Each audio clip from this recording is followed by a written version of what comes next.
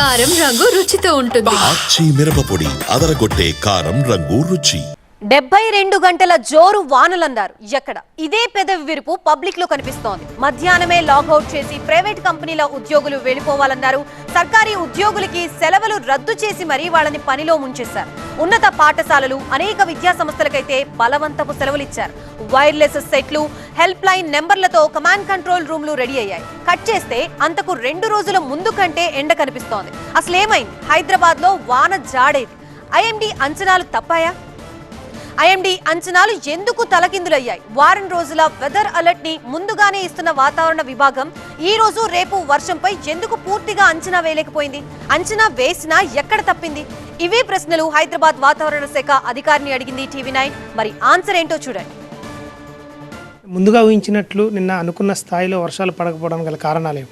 Actually మనకు చూసుకుంటే system trough ఏదైతే ఉందో అరేబియన్ సీ నుంచి అది కొంచెం కిందకి దిగటం వల్ల మనకి దక్షిణ జిల్లాలు, సౌత్ ఈస్ట్ డిస్ట్రిక్ట్స్ అవి వచ్చాయి.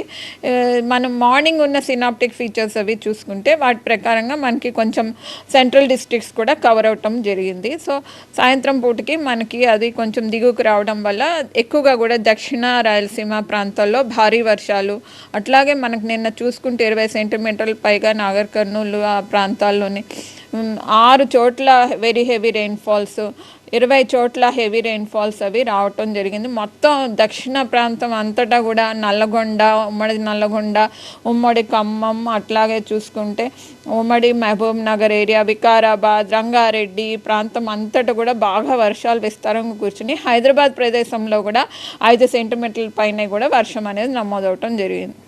ముందుగా అనుకున్నట్లు వర్షాలు పడకపోవడం గల కారణం అంటే ఐఎండీ అంచనా తప్పుతుందని?